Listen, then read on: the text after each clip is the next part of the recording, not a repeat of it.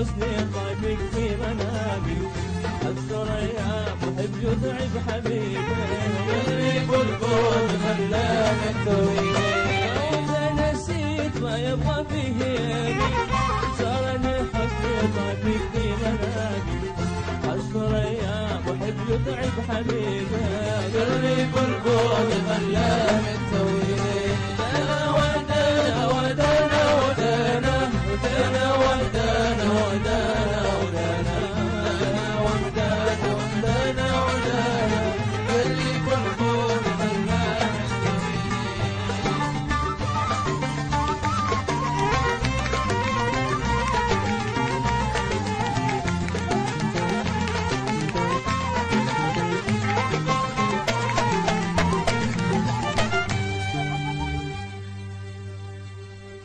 Assalamualaikum warahmatullahi wabarakatuh. Waalaikumsalam warahmatullahi wabarakatuh. Alhamdulillahirabbil alamin, puji syukur senantiasa kita panjatkan kehadiran Allah Subhanahu wa taala atas segala karunia-Nya kepada kita semua. Salawat dan salam kita sampaikan pula kepada junjungan kita Nabi besar Muhammad sallallahu alaihi wasallam. Pemirsa TVRI di mana saja Anda berada, alhamdulillah kita berjumpa kembali dalam acara yang sudah kita nanti-nantikan, ya, majelis ilmu kita, kajian Kitab Kuning Sahih Bukhari. Dan kali ini kita masih bersama dengan guru kita, Dr. Ahmad Lutfi Fatullah. Assalamualaikum, Kiai. Waalaikumsalam warahmatullahi wabarakatuh. Ya, alhamdulillah kita jumpa lagi, Kiai, ya. Dan kita punya tamu istimewa hari ini. Ini dia. Hari ini di samping Dr. Lutfi, kita juga kehadiran tamu yang istimewa, Bapak Haji Fauzi Bowo. Assalamualaikum. Waalaikumsalam. Gembira saya bisa menjadi bagian dari acara ini. Iya. Beliau ini perlu saya perkenalkan sebagai Ketua Dewan Penasehat Majelis Ulama Indonesia DKI Jakarta, yang kebetulan juga merangkap sebagai Gubernur DKI, kira-kira gitu ya, Pak ya. Mendapatkan amanah seperti itu. Nah, kemudian juga di sini sudah ada pembaca kitab kita, Ustadz Zaki Mumtaz Ali. Beliau adalah juara 1 lomba baca kitab kuning di NTB 2011 ya, Musabaqah Kitab Kuning bidang tafsir. Utusan Jakarta. Utusan dari Jakarta. Jadi ini mengharumkan Jakarta juga nih. Yang sebelah sini jurinya, Mas. Oh. Jadi sebenarnya komplit banget di sini ya. Dan alhamdulillah kita juga di sini hadir jamaah kita dari santri Pondok Pesantren Al-Itqan Duri Kosambi, Jakarta Barat. Assalamualaikum warahmatullahi wabarakatuh. Waalaikumsalam. Nah, ini tadi sudah kita dengarkan awal dari penampilan gambus dari Al Jazeera pimpinan Ustadz Muhammad Nawawi Sahid. Baik, Kiai, ini kalau kita bicara soal tema kita, ini kan tema kita bagaimana kita itu memberi kesempatan kepada istri dan pembantu untuk belajar, Kiai. Nah, ini ada suatu cerita menarik. Jadi ada seorang raja waktu itu, dia memiliki seorang pembantu. Pada suatu saat makanan raja itu terkena kotoran, rajanya emosi. Raja kan akhirnya raja bilang, pengawal, ini penghinaan buat saya, pembantu ini harus dibunuh. Wah, kaget pembantunya. Saking kagetnya pembantu melempar piring kepada rajanya, kena rajanya. Terus raja bilang, loh, kamu nekat kok, sudah mau dibunuh melempar piring. Begini raja, mohon maaf, kalau seandainya saya dibunuh hanya karena suatu perbuatan kotoran yang ternyata bukan saya melakukan, nanti raja malu. Tapi kalau saya melempar piring, ada alasan kalau saya dihukum hukuman mati. Lantas raja berpikir, wah, kalau begitu pembantu ini cerdas. Dia adalah orang yang cerdas, ternyata dia bisa memberikan masukan buat saya. Akhirnya pembantu tersebut tidak jadi dibunuh, malah diberikan hadiah berupa uang untuk usaha. Nah, jadi kayak tadi gitu tuh, Pak. Iya, itu pembantunya raja, pembantunya Rasulullah lebih canggih lagi. Iya, gimana tuh? Ya, nanti kita akan lihat ya bagaimana Rasulullah mempunyai konsep bahwa mencerdaskan semua orang. Nah, umatnya disuruh cerdas, siapapun orangnya, perempuan juga, istri kita juga, pembantu kita juga. Iya, nah bagaimana dengan Anda yang ada di rumah?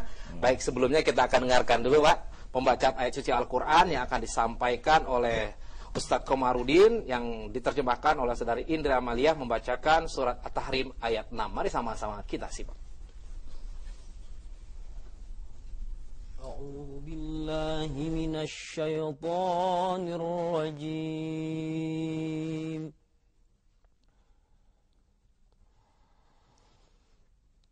بسم الله الرحمن الرحيم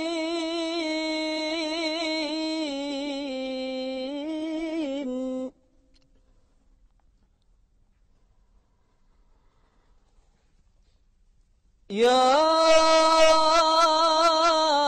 أيها الذين آمنوا قوا أنفسكم وأهليكم نارا وقودها الناس والحجارة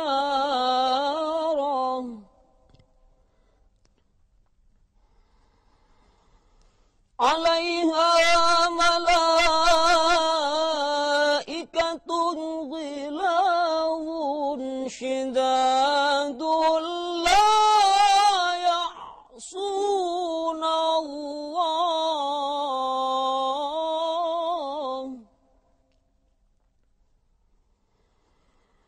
لا يعصون الله ما أمرهم ويفعلون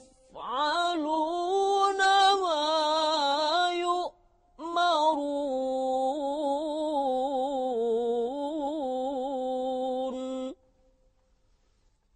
صدق الله العظيم.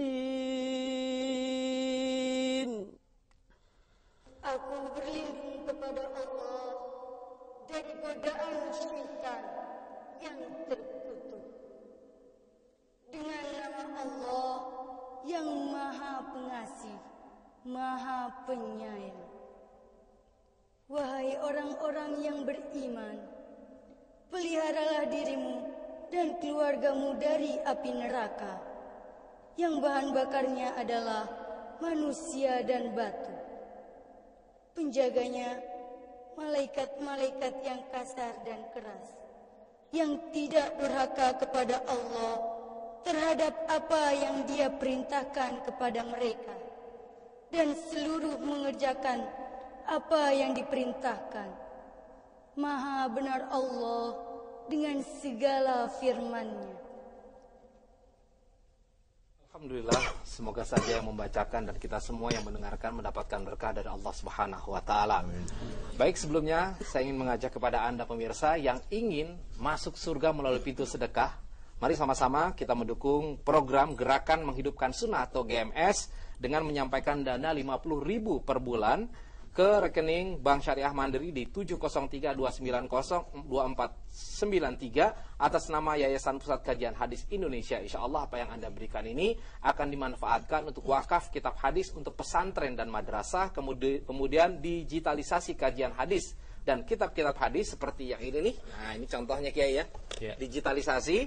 Kemudian ada juga kajian mingguan hadis dan ilmu hadis, kemudian pengembangan pusat kajian hadis dan pembangunan pesantren hadis untuk keluarga. Baik, sebelum kita mulai, kita akan simak dulu yang satu ini dan tetap bersama kami dalam kajian kitab kuning Sahih Bukhari.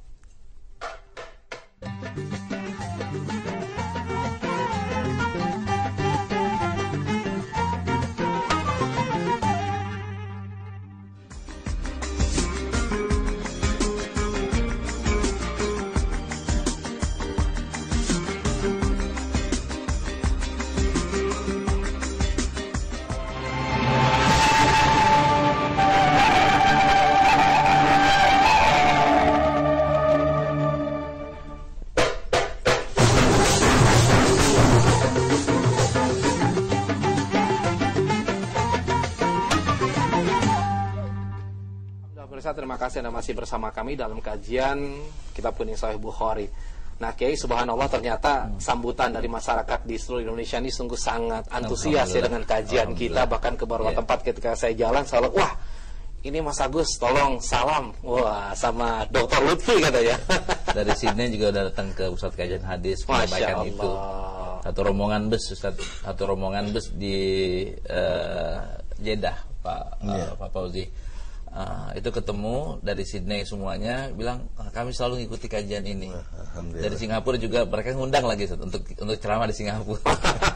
Pusat kajian hadis itu sangat relevan. Iya. Nah, saya kira kita akan mulai kajian kita. Silakan Kiai untuk membahasnya. Bismillahirrahmanirrahim. Alhamdulillah wassalatu wassalamu ala Rasulillah wa ba'du. Para pemirsa TVRI di mana saja rahimakumullah. Alhamdulillah pagi hari ini kita ketemu lagi. Kita khususkan waktu kita untuk mengkaji Sahih Bukhari. Kita dekatkan diri kita dengan Rasulullah. Kita berusaha mengamalkan sunnah-sunnah Rasulullah. Dengan demikian mudah-mudahan tambah lagi cinta kita kepada Rasulullah. Kalau udah kita cinta kepada Rasulullah, maka insya Allah kita akan selamat dunia dan akhirat. Di padang mahsyar kita akan berkumpul bersama Rasulullah, dan Allah akan masukkan rombongan Rasulullah ke dalam surganya. Amin amin ya rabbal alamin. Pagi ini kita akan membahas bab yang ke-31 dari Sahih Bukhari, hadis ke-97, yaitu temanya adalah tentang ta'limur rajul amatahu wa ahlahu. Seseorang disuruh mengajarkan istrinya dan juga pembantunya. Apa dibalik tema ini? Imam Bukhari mengatakan, atau Imam Bukhari ingin menjelaskan kepada kita bahwa Rasulullah SAW ingin semua masyarakat, semua umatnya cerdas. Karena itu seorang suami disuruh untuk ngajarin istrinya, atau memberikan kesempatan kepada istrinya, bahkan kepada pembantunya. Tentu dibalik pintarnya atau cerdasnya istri dan pembantu ada hikmah yang besar sekali. Kalau istrinya cerdas, istrinya pintar, istrinya tahu hukum agama, tahu kewajibannya, suaminya akan diperlakukan dengan sebaik-baiknya. Begitu juga anaknya akan didik sebaik-baiknya. Ketika ingin terjadi, maka akan generasinya akan menjadi generasi yang baik. Begitu juga dengan pembantunya. Kalau kita punya pembantu cerdas, kita punya pembantu pintar, pembantu banyak sekali berhubungan dengan anak kita. Tentu dia akan mengajarkan atau menunjukkan kepada anak kita hal-hal yang positif. Dia juga akan melakukan kewajiban-kewajibannya sebagai pembantu dan menjaga rumah kita. Dia juga akan berbuat baik kepada tangganya. Kalau ini terjadi, maka rumah tangga yang sakinah akan terbina dengan sendirinya. Kalau rumah tangga yang sakinah sudah terbina, maka lingkungan yang sakinah juga pasti terbina. Kalau lingkungan yang sudah sakinah, sudah harmonis, maka negara pun akan menjadi negara yang baldatun thayyibatun wa rabbun ghafur. Ini tema besar yang ingin diangkat oleh Imam Bukhari. Nah, kalau ini seperti ini potretnya, Islam itu merupakan rahmatan lil alamin. Semuanya disuruh sukses, semuanya disuruh bahagia, semuanya diarahkan untuk masuk surga. Jangan sampai suaminya masuk surga, istrinya enggak, atau istrinya masuk surga, suaminya enggak, atau pembantunya enggak masuk surga. Kita bisa masuk neraka gara-gara pembantu kita. Kita bisa masuk neraka gara-gara anak kita, kalau kita tidak bisa mendidiknya dengan baik. Mungkin sekarang kita dengerin langsung ini dulu ya. Baik, kita dengerin dulu tagnya, nanti kita akan kupas tagnya baik sanad maupun matan. Dipersilakan. Silakan Ustaz Zaki. Bismillahirrahmanirrahim. Alhamdulillah wassalatu wassalamu ala Rasulillah. Qala Asy-Syaikh Al-Imam Al-Bukhari rahimahullahu taala anhu wa nafa'ana bihi wa bi ulumihi fid dharain amin ya rabbal alamin. Babu ta'limir rajuli amatahu wa ahlahu. Wa bihi ilaihi qala akhbarana Muhammad huwa bin Salam qala haddatsana al-Mukharibi qala haddatsana Salih bin Hayyan qala Amir Asy-Sya'bi haddatsani Abu Burdah an abihi qala Rasulullah sallallahu alaihi wasallam thalathatun lahum ajrani. Rajulun min ahlil kitab amana bi nabiyhi wa amana bi Muhammadin sallallahu alaihi wasallam. Wal abdu al mamluk idza adda haqqallah wa haqqa mawalihi. Wa rajulun kanat indahu amatun yata'uha fa addabaha fa ahsana ta'dibaha wa 'allamaha fa ahsana ta'limaha thumma a'taqaha fa tazawwajaha falahu ajrani. Thumma qala Amir a'tainakaha bi ghairi syai'in qad kana yurkabu fi madunaha ilal Madinah. Ya, baik, itu teks hadisnya. Sebagaimana biasa kita akan baca terjemahnya dulu. Silakan lihat di layar kaca. Ini terjemahannya. Abu Burdah dari bapaknya berkata, telah bersabda Rasulullah SAW, ada 3 orang yang akan mendapatkan pahala 2 kali. Seseorang dari ahlul kitab yang beriman kepada nabinya dan beriman kepada Muhammad SAW. Ini yang pertama. Dan seorang hamba saya yang menunaikan hak Allah dan hak tuannya. Dan seseorang yang memiliki hamba saya wanita, lalu mendidiknya dengan baik dan mengajarkan kepadanya dengan sebaik-baik pengajaran, kemudian membebaskannya dan menikahinya, maka baginya 2 pahala. Nah, kita sebagaimana biasa kita akan kupas dari dua sisi. Yang perawinya ini Abu Musa al-Asy'ari. Dari anaknya, dari Abu Musa al-Asy'ari. Berarti kan anaknya orang pinter, bapaknya juga orang pinter. Berarti kan Abu Musa berhasil mendidik anaknya menjadi muhaddis. Muhaddisnya kelas tinggi lagi, karena ada di Sahih Bukhari. Nah, kelas tinggi. Berarti Abu Musa sudah berhasil. Dan siapakah Abu Musa itu? Abu Musa al-Asy'ari adalah sahabat Nabi yang luar biasa. Salah satu dari 6 orang yang dikatakan paling cerdas di antara sahabat Nabi. Ada Ali, ada Umar, ada Zaid, ada Muaz bin Jabal, ada Abdullah bin Mas'ud, ada Abdullah bin Abbas, ada Abu Musa al-Asy'ari.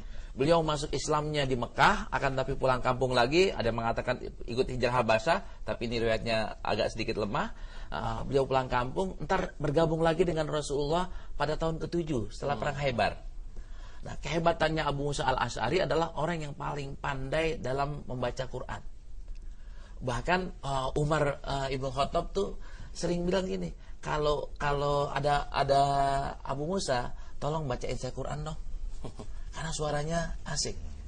Bahkan banyak sahabat yang bilang, kalau saya sholat di belakang Abu Musa al-Asy'ari, itu kepengennya beliau bacanya Al-Baqarah.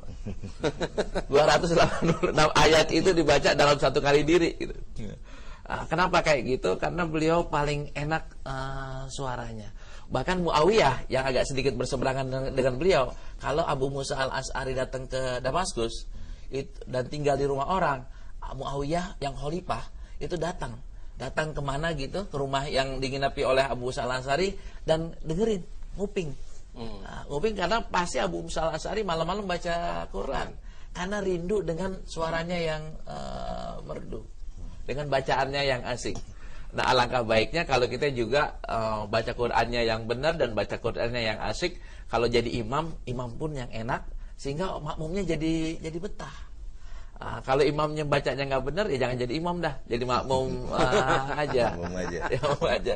Ini pesan dari perawinya. Kalau soal isinya, ada orang yang mendapatkan pahala 2 kali karena memang amalannya jadi berlipat. Nah, ini sesuai dengan hadis Rasulullah yang lain, mandalla ala khairin. Barang siapa yang menunjukkan suatu kebaikan, maka dia akan mendapatkan kebaikan dari orang yang mengerjakannya itu tanpa mengurangi jatahnya. Nah, kalau umpamanya nih, bab yang diambil Imam Bukhari, kalau saya mengajarkan istri saya kebaikan atau pembantu saya kebaikan, manfaat langsung dampaknya akan saya peroleh, pahalanya pun saya akan peroleh. Ketika istri saya baik gara-gara saya kasih kesempatan untuk ikut pengajian, untuk baca buku, kita beliin buku yang baik-baik, dia mengamalkan amalan-amalan yang ada di situ, dia berubah, kita pun akan mendapatkan pahala dari itu. Begitu juga ketika anak pembantu kita ajari bismillah atau Fatihah, atau kita hafalkan apa gitu, ajarkan komputer, ketika komputer itu digunakan untuk kebaikan, kita pun akan mendapatkan pahala. Ini pesan besarnya di hadis ini, Ustaz. Ya, baik. Nah, Pak Fawzi, mungkin kalau kita lihat ya Pak, ini kan sebenarnya kalau kita lihat Kiai, ini ada poinnya itu ya, bahwa pendidikan itu untuk semua kayaknya. Di samping untuk keluarga juga ternyata yang namanya pembantu juga mendapatkan kesempatan. Nah, gimana Pak Fawzi ngeliat itu? Ya, saya melihat ini dalam konteks yang lebih luas tentu. Ya. Kalau tadi di keluarga kita memberikan pendidikan yang baik buat istri, anak, dan barangkali lingkup keluarga yang lebih luas, pembantu.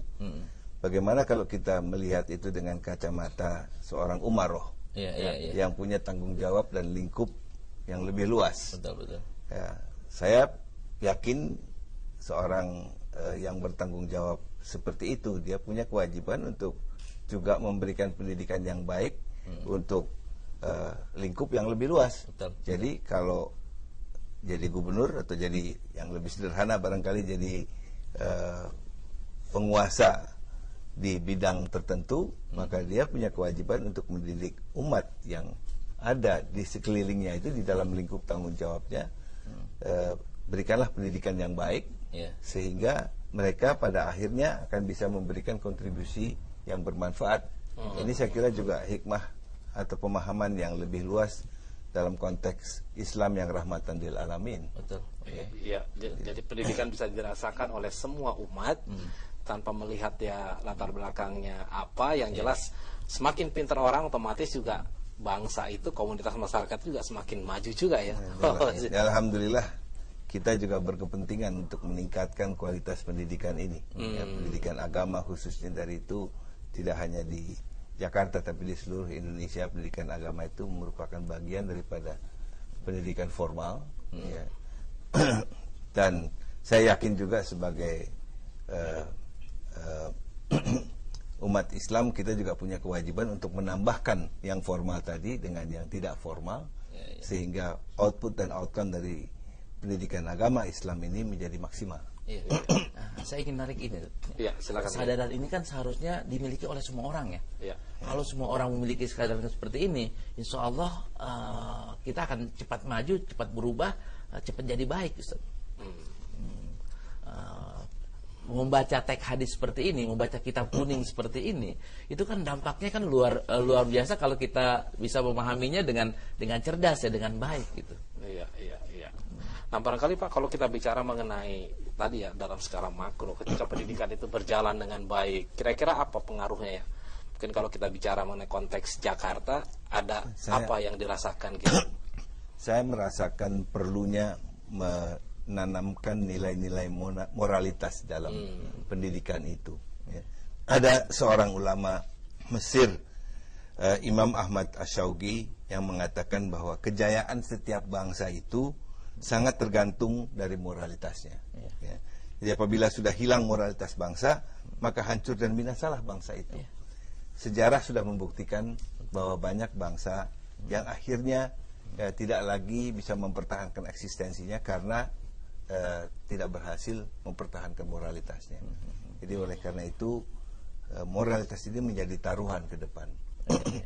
Saya dalam setiap kesempatan menitipkan bahwa akhlak inilah satu hal yang sangat perlu kita tingkatkan dan tempatkan pada tempat yang terhormat, ya. Dan akhlak itu tidak datang begitu saja. Saya kira harus melalui proses pendidikan moralitas yang berkesinambungan. Iya. Nah, kalau terkait dengan hadis tadi itu gimana Kiai? Kan tadi pendidikan ditekankan di situ kan ke istri, kemudian juga ke pembantu. Nah, sebenarnya apa sih yang diinginkan Rasulullah dari penjelasan itu? Nah, Rasul kan ingin menyampaikan pesan bahwa kita bisa melipat gandakan pahala loh lewat multi level marketing. Multi level marketingnya apa? Ada orang yang nggak bisa diatur, maksudnya emang udah dari sananya. Umpamanya kan tadi yang pertama itu adalah orang yang non Muslim percaya kepada Nabi Isa, terus percaya kepada Nabi Muhammad, atau percaya kepada Nabi Musa yang Yahudi, terus percaya kepada Nabi Muhammad, dapat 2. Nah, terus ada orang yang mengajarkan orang lain, yang bab yang ingin ditarik oleh Imam Bukhari kan bab mengajarkan kepada orang lain. Hasilnya kan kalau kita pintar, ayo kita berbagi. Kita berbagi rugi dong saya. Dalam Islam nggak ada istilah rugi, berbagi ilmu, karena dampak pahalanya akan terus mengalir. Ilmun yuntafa'u bihi kan jadi berlaku. Iya, nggak jadi terkurangi ya. Nggak akan terkurangi. Tapi saya melihat dalam konteks kemasyarakatan yang ada, begitu maraknya katakanlah majelis-majelis di ibu kota Jakarta khususnya yang mengakomodasikan kepentingan itu. Jadi kelompok kajian kitab kuning ini kan maksud dan tujuan tidak lain tidak bukan adalah untuk menyebarkan ilmu. Dan alhamdulillah saya bersyukur menyaksikan sendiri begitu banyak kelompok-kelompok kajian taklim yang memperdalam ilmu kitab kuning ini. Sekadar begitu benang merah ini akan terus berlanjut dari generasi ke generasi. Ini harapan saya. Kita lihat guru kita nih kan termasuk generasi penerus. Tapi sekarang sudah jadi guru, sudah jadi pakar hadis. Ya, ini saya berharap agar dari generasi ke generasi ini tetap ada yang nerusin, sehingga nggak berhenti di tengah jalan. Betul. Dan alhamdulillah TVRI ngasih kesempatan nih Pak. Udah 1 tahun 2 bulan ini, 1 tahun 3 bulan Mas Agus ya. Kitab kuning masuk TV. Kalau kemarin kan masuk mushola, masuk masjid, sekarang masuk TV. Dan kebetulan seorang gubernur mau untuk ikut ke sini. Nah, ini juga perlu kita apresiasi, artinya gini. Pak, ketika bicara mengenai kitab kuning ini kan sesuatu yang mungkin banyak orang menganggap ya, Pak Fauzi, ini dianggap sebagai apaan sih nih, kajian klasik banget gitu. Nah, gimana menurut Bapak kalau apa untuk memasyarakatkan ini, seberapa penting sih, termasuk juga barangkali di keluarga ya? Ya, saya bersyukur bahwa tradisi ini memang ada di keluarga saya. Jadi saya tinggal nerusin di kediaman pribadi saya maupun di kediaman resmi gubernur. Setiap 2 minggu 1 kali, hari Jumat subuh, kita membaca kitab kuning dan mengkaji kitab kuning itu. Jadi di antara kitab yang kita rujuk itu adalah karangan Syekh Abu Bakar Satya Satwa, yang kitab Tanbihul Mukhtarin, dan karangan satu lagi kitabnya Kifayatul Atqiya, dan satu lagi kitabnya Syekh Abdul Wahab Sya'rani, yaitu Tanbihul Mukhtarin. Nah, ini memang mengarah kepada tasawuf, tapi saya kira terlepas daripada itu banyak sekali ilmu yang kita bisa timba dari forum-forum pengajian kitab kuning seperti ini. Ini sudah berjalan beberapa tahun, cukup lama di tempat saya. Saya salah satu peserta pengajian itu. Nah, kayaknya kalau kita lihat, ini kan artinya bahwa pendidikan ini juga semuanya seolah-olah dalam tanda petik itu didorong untuk senantiasa menimba ilmu begitu. Nah, kalau dilihat dari tatanan yang ada, seberapa penting, apalagi kita tahu bahwa seorang pemimpin kan itu kan sangat berpengaruh.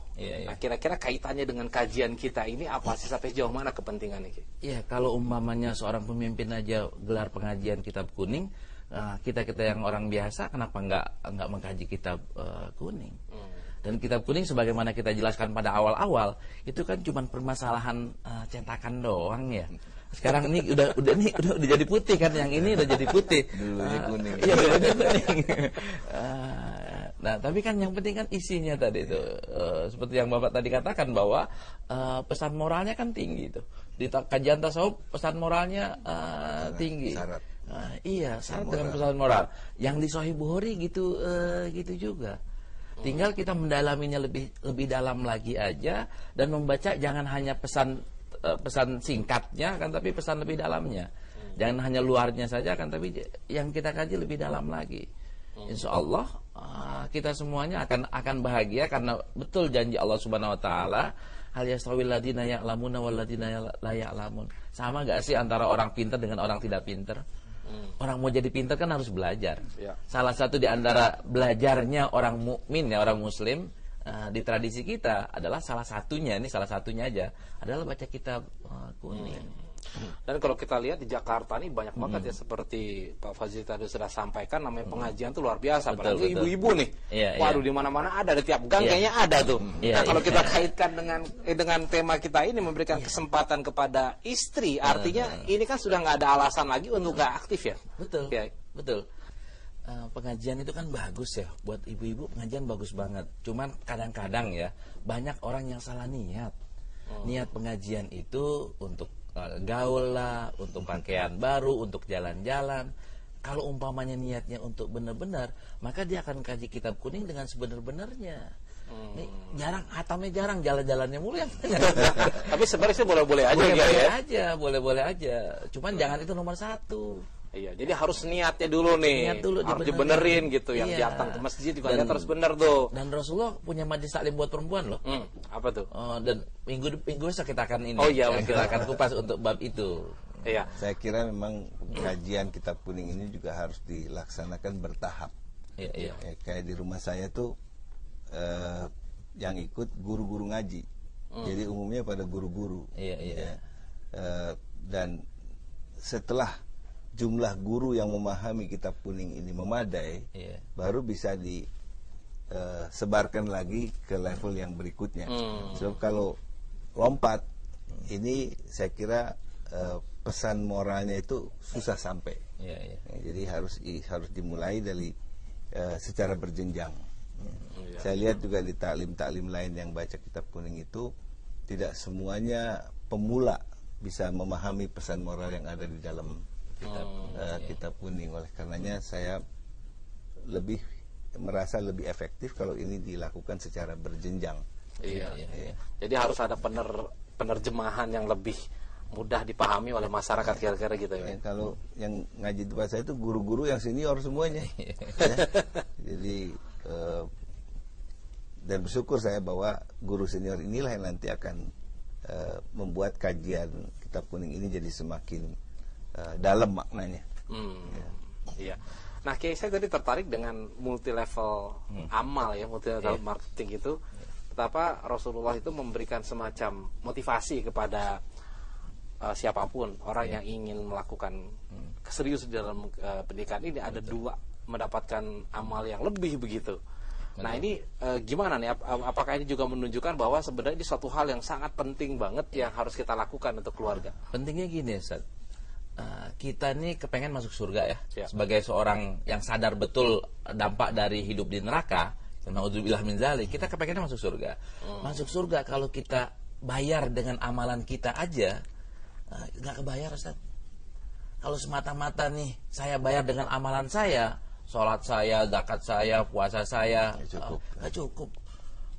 Pak Gubernur juga dengan seorang diri ya, tanpa amalan yang punya multi efek, itu nggak bakal cukup, nggak bakal masuk surga. Iya. Begitu juga Mas Agus cuma nge-MC doang, Mas Agus. Iya. Nggak masuk surga. Hatam juga kagak kitanya gitu. Nah, ini Islam punya konsep-konsep yang berdampak. Dampaknya diantaranya adalah ajarin orang itu ngamalin, ajarin kebaikan. Kalau ajarinnya negatif juga dampaknya negatif. Ajarin positif dampaknya positif. Ya, istilahnya ada multiplier effect. Betul. Ya, itu yang saya kira dalam setiap ajaran agama Islam itu jelas. Iya. Nah, dan yang menarik juga kalau lihat dari sini, Kiai, ini kan kalau saya melihat kenapa kok ditujukannya ke ibu, kan ibu ini punya pengaruh ke anak. Tentunya kan begitu. Betul. Nah, berarti semakin orang punya posisi strategis gitu ya, artinya akan kemungkinan semakin banyak nih amalnya nih. Bapak sih. Peluang untuk berbuat amal itu besar. Iya. Ya. Apakah yang bersangkutan melaksanakan atau tidak, ini berpulang kepada yang bersangkutan tentunya. Ya. Nah, di sini saya mencoba juga misalnya tadi memanfaatkan multiplier efek itu dengan mengajak teman-teman saya umaroh nih. Iya. Ya. Untuk ikut juga ngaji. Ikut juga mendalami pesan moral di dalam kitab-kitab kuning ini, meskipun nggak gampang. Ya. Secara bertahap kita ajak, mula-mula barangkali yang ikut subuh keliling, ada pengajian-pengajian diikuti, kemudian mendalami itu secara bertahap. Saya yakin kalau ini bisa kita laksanakan secara kontinu, terus-menerus ya, berkesinambungan, insya Allah budaya yang sudah berkurang ini bisa kita kembalikan. Iya. Baik, sebelum kita lanjutkan, kita harus break dulu. Nah, pemirsa, mungkin kita sering mendengar yang namanya ada namanya musik klasik, yang namanya Mozart, Beethoven. Orang seringkali ingin mendengarkan itu. Kita punya kitab klasik, kenapa kemudian malah kita ngejauhin? Nah, ini menjadi PR kita bersama. Tetap bersama kami karena saat ini kita akan kembali lagi masih dalam kajian Kitab Kuning Sahih Bukhari.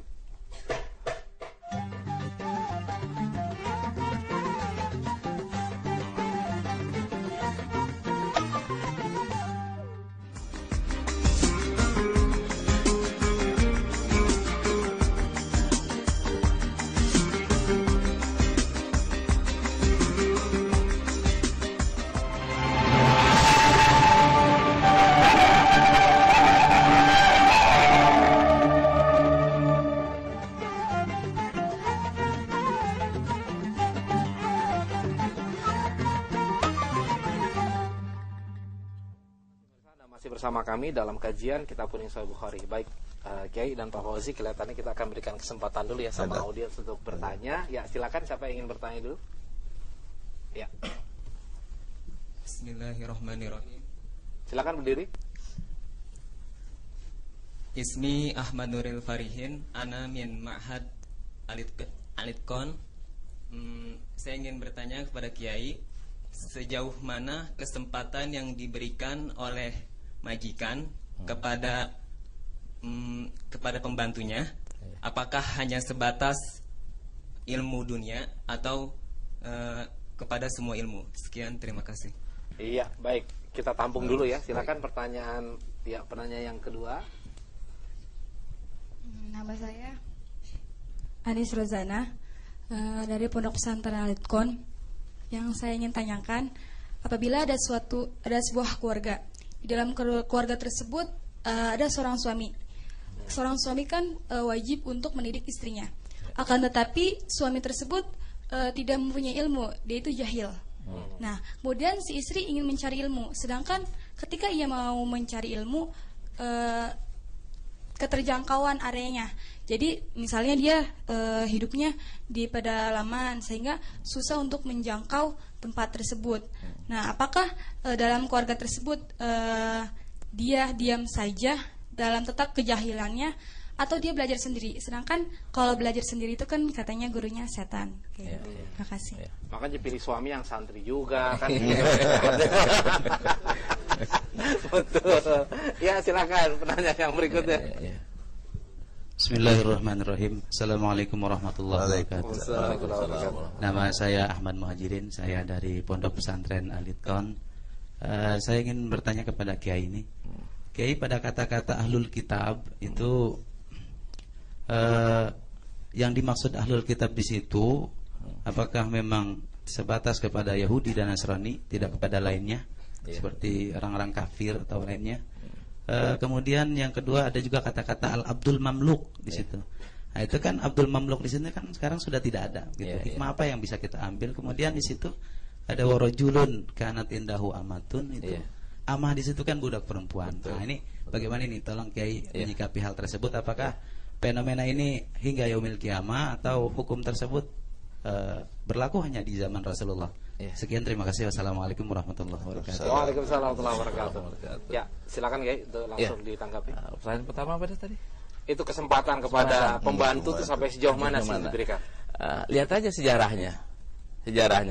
Sejarah Islam mencatat bahwa banyak sekali pembantunya sahabat, pembantunya Rasulullah menjadi orang hebat, menjadi gubernur.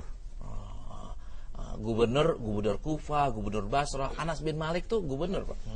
Abu Hurairah sempat menjadi gubernur Bahrain. Nah, itu statusnya adalah mantan pembantu Rasulullah Sallallahu Alaihi Wasallam. Kalau sekarang asisten mungkin bilang. Nafi' Maula Ibn Umar, itu pembantunya Ibn Umar, jadi orang yang paling jago dalam hadis di Madinah pada zamannya ya. Itu nomor 1, nomor 2 atau nomor 2 lah, paling jago.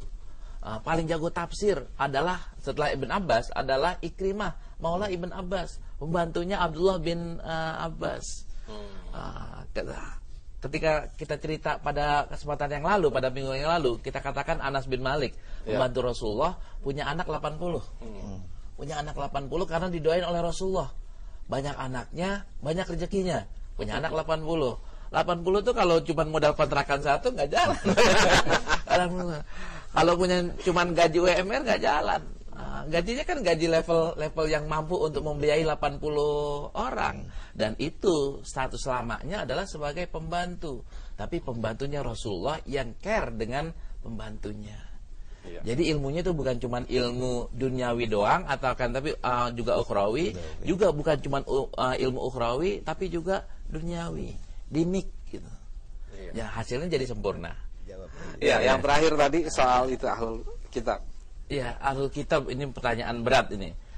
Ahlul kitab itu menurut ulama, kalau terjadi perselisihan ahlul kitab adalah Yahudi dan Nasrani. Sampai kapan? Apakah cuma zaman Nabi doang? Enggak. Kata Dr. Wahbah Zuhaili, sampai sekarang pun mereka digolongkan sebagai ahlul kitab. Yang Nasrani dan Yahudi. Non Nasrani dan non Yahudi mereka tidak dianggap sebagai ahlul kitab. Mereka dianggap orang kafir. Bahasanya adalah bahasa kafir dan hukumnya pun berbeda antara ahlul kitab dengan orang kafir. Contohnya hasil potongannya itu hasil sembelihannya itu boleh dimakan kalau ahlul kitab. Kalau orang kafir tidak boleh. Terus kalau soal budak ya. Saya sengaja menerjemahkannya bukan budak untuk kekinian, karena budak sudah tidak ada lagi. Cuman apakah Islam harus menghapuskan perbudakan? Islam adalah agama yang cocok dengan segala zaman. kita tidak boleh menghapuskan kata-kata budak di situ, sekalipun dalam prakteknya kita sudah tidak lagi memperbudak manusia. Cuman kan ditakutkan sejarah akan kembali, perbudakan akan terjadi lagi. Kalau umpamanya Islam menghapuskan, maka hukumnya tidak boleh ditarik balik. Kalau sudah dirasah, udah ilal abad. Nah, Islam melihatnya adalah kalau emang perbudakan semua punya komitmen untuk tidak ada lagi perbudakan, oke. Islam mengatakan kita tutup bab perbudakan, tidak boleh ada yang memperbudak manusia lagi. Tapi kalau ada orang yang memperbudak orang Islam, kita pun boleh melakukan yang sama. Ini wanti-wanti doang. Nah, kapan berlakunya? Wallahu a'lam. Nah, sekarang sudah nggak berlaku lagi. Nah, tadi yang budak yang perempuan atau budak yang laki-laki, saya mengkiaskannya sekarang ini dengan pembantu. Sekalipun derajat antara pembantu dengan budak itu berbeda, tidak sama. Cuman terjemahan kekiniannya adalah pembantu. Iya. Mungkin gini guys, kalau bicara mengenai perbudakannya memang nggak ada, tapi kadang-kala karakter masih ke bawah kayak contoh misalkan. Kalau dulu kan namanya majikan sama budak kan jelas makanannya beda dulu. Yang satu makan, satu enggak. Yang satu pakai baju, satu enggak. Nah, kadang-kala kita pun gitu. Makanan pembantu, makan majikannya dibedain, ya kan? Nah, terus misalkan kalau pembantunya keluar pakai baju yang bagus, lantas yang si ibunya protes, "Inem, ganti baju ya." Nanti orang bingung mana yang majikan, mana yang pembantu. Nah, artinya secara keseluruhan sikap semangatnya mungkin masih ke bawah-bawah. Ada babnya nanti kita akan baca, Ustaz. Kita majikan itu disuruh menghormati pembantu sampai kepada tahap makanannya, bajunya, duduknya, itu kita disuruh menghormati. Di sini yang kita babnya adalah bab ilmu. Ini penghormatan lebih besar mana, Ustaz, dibanding ilmu, Ustaz? Kalau ilmunya udah pinter, udah nanti boleh jadi pembantunya itu lebih pintar daripada majikannya. Rugi atau enggak? Secara Islam enggak loh. Enggaknya apa? Ketika dia jadi ulama, mantan pembantu kita jadi ulama, ini majikannya jadi kalah level keulamaannya. Majikannya tinggal panen pahala. Rugi apanya, Ustaz, kalau panen pahala? Iya, Masya Allah. Nah, terus Pak Fauzi, mungkin tadi kalau kita ngerusin dari pertanyaan ini Mas Zahra tadi yang kesempatan istri. Nah, sekarang kan karena kalau belajar itu kan nggak harus face to face kayak sekarang nih, ada teknologi, apalagi di Jakarta ya, kita tahu yang segala macam tuh banyak tuh. Adanya internet, ada dan segala macam yang bisa mensupport orang untuk belajar di mana aja dan kapan aja. Nih, gimana itu? Saya kira kemajuan teknologi informasi ini juga satu berkah yang datang dari Allah Subhanahu wa taala. Jadi harusnya kita ini memanfaatkan berkah Allah ini untuk keberkahan yang lebih besar. Ya. Tadi barangkali konteks yang dimaksud adalah bukan di dalam konteks yang tradisional, pedalaman misalnya di mana dia sangat terisolasi, maka memang kondisi itu agak berat saya kira. Ya. Mencari ilmu dan akses sendiri untuk maju, ya ini tidak mudah.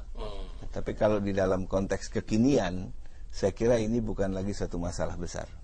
Setiap orang bisa mendapatkan akses yang dia butuhkan asalkan dia mau mencari akses tersebut. Ya, dari sekali lagi dimanapun, mobil khusus di ibu kota Jakarta ini sekarang, sumber informasi, sumber ilmu itu bisa kita akses dengan mudah.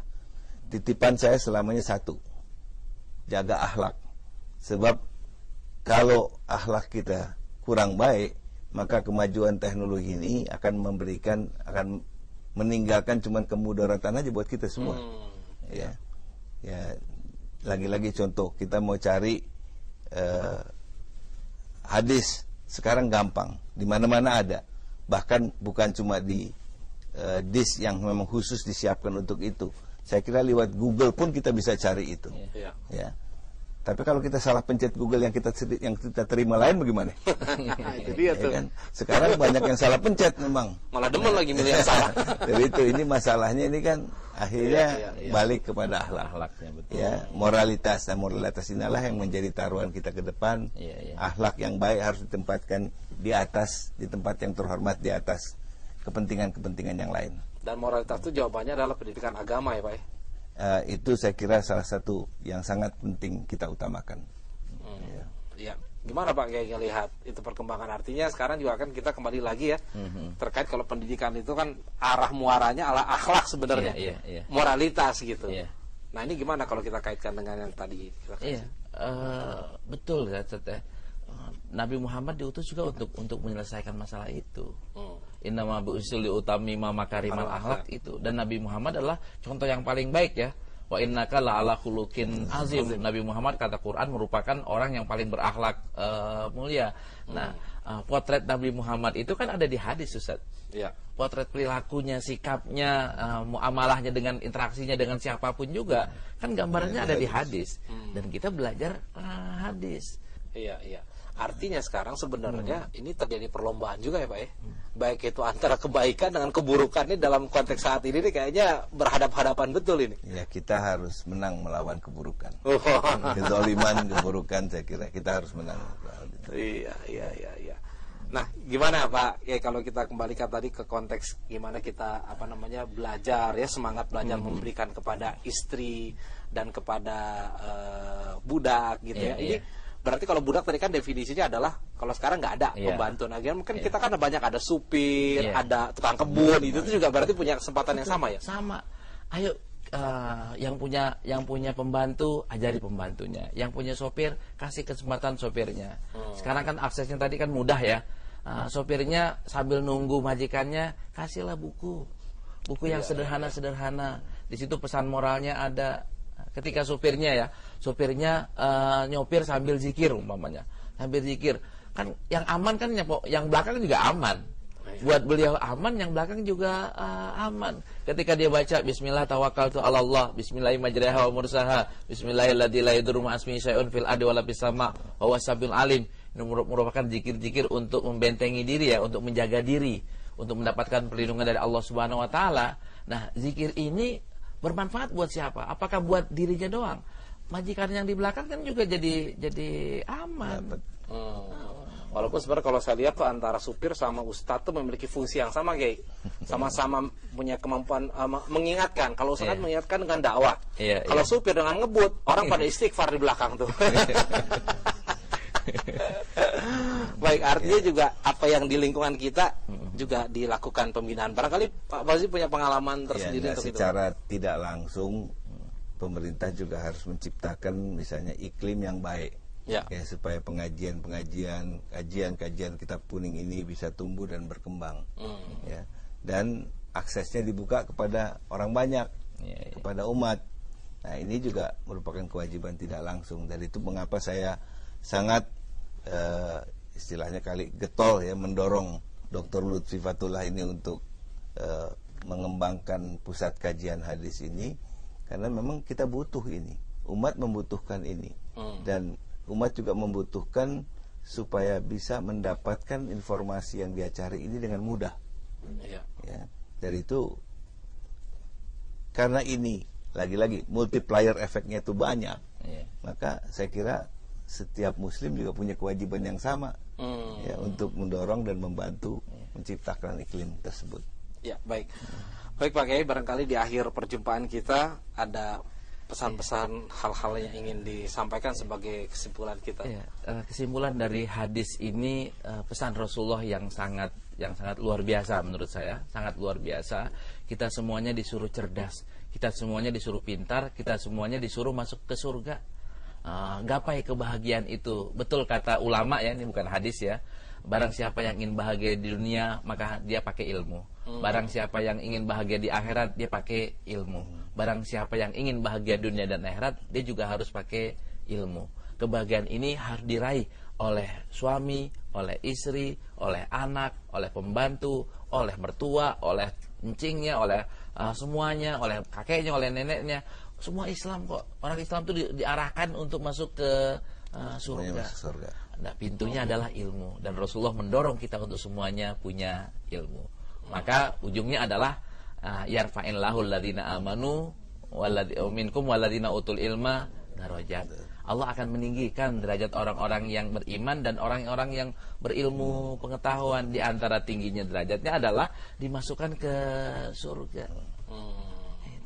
Walaupun barangkali kalau untuk belajar tuh kayaknya tantangannya berat banget ya. Pasti. Duduk di majelis talim kayaknya baru sebentar aja udah panas banget. Ya barangkali ada kiat khususnya deh Kiai sebelum kita ini gimana supaya artinya kita tuh bisa Yusra berlaku ya. Ustaz. Yusra. Iya, nggak mungkin kita menggapai suatu itu dengan mudah. Jadi gubernur juga nggak mudah. Ya. Jadi presiden nggak mudah. Jadi MC juga nggak mudah, Ustaz. Jadi Ustaz juga nggak mudah dalam artian ada usaha-usahanya. Ya. Dalam istilah yang populer tuh manjada wajada. Istilah populer. Barang siapa yang bersungguh-sungguh akan dapat. Kan nggak mungkin ya mantolabal ula soirul layal. Barang siapa yang ingin mencapai puncak kesuksesan, dia harus begadang. Itu kata-kata ulama ya, kata hikmah, dan ini menjadi kenyataan. Nggak ada presiden itu yang tidurnya 10 jam, nggak ada, Ustaz. Gubernur yang tidurnya 6 jam tuh nggak ada. Maka kita pengen tahu juga barangkali apa yang ingin disampaikan di akhir ini. Ya buat saya yang penting pesan moral itu supaya dipahami oleh seluruh umat Islam. Jadi kita mencari keberkahan di dunia dan akhirat, kita mesti menuntut ilmu. Ya, ilmu itu ada di mana-mana. Tapi kalau yang berkaitan dengan moralitas itu salah satu sumber ilmunya adalah kitab kuning yang perlu kita dalami kajiannya. Iya, baik. Saya kira mungkin itu tadi kesimpulan kita, dan terima kasih perhatian Anda semua. Dan sebelumnya saya ingin mengingatkan kepada Anda yang ingin ya masuk ke pintu surga melalui pintu sedekah, silakan menyampaikan dana sebesar 50.000 per bulan secara rutin ke rekening Bank Syariah Mandiri di 70329024993 atas nama Yayasan Pusat Kajian Hadis Indonesia. Insya Allah ini akan berguna dalam gerakan menghidupkan sunnah atau GMS dalam program yang pertama, wakaf kitab hadis untuk pesantren dan madrasah, digitalisasi kajian hadis dan kitab-kitab hadis, kemudian kajian mingguan hadis dan ilmu hadis, serta pengembangan pusat kajian hadis dan pembangunan pesantren hadis untuk keluarga. Kayaknya pesantrennya sudah mulai bangun ya, udah ini, udah sebagai informasi buat pemirsa yang sudah membantu pusat kajian hadis, kita insya Allah akan mengadakan transaksi beli tanah 2 hektar agak di puncak gitu, maksudnya pesantren keluarga. Jadi nanti itu suami istri sama anaknya nyantri di situ selama 2 malam atau 1 malam. Ya. Di situ kita akan kenalkan Rasulullah tuh kayak gimana. Waktu makan kita akan kenalkan Rasulullah makannya kayak gini loh. Waktu tidur Rasulullah tidurnya kayak gini loh. Waktu sholat Rasulullah sholatnya kayak gini, wiridnya kayak gini. Iya. Itu subhanallah. Karena ada suatu pengalaman yang menarik ketika seorang politisi Indonesia, tokoh besar dunia, waktu itu Haji Agus Salim ditanya oleh seorang di dalam konferensi yang besar, kenapa Anda makan pakai tangan? Terus kenapa tidak pakai sendok? Dia bilang, coba perhatikan, sendok Anda berapa masuk ke mulut orang, sedangkan tangan saya cuma masuk ke mulut saya sendiri. Terima kasih atas Anda. Mohon maaf bila ada hal kurang berkenan. Insyaallah kita akan berjumpa kembali masih dalam kajian kitab kuning setiap hari. Mari sama-sama kita tutup dengan doa penutup majelis. Subhanakallahumma wa bihamdika asyhadu an la ilaha illa anta astaghfiruka wa atubu ilaik. Wabillahi taufiq wal hidayah. Assalamualaikum warahmatullahi wabarakatuh.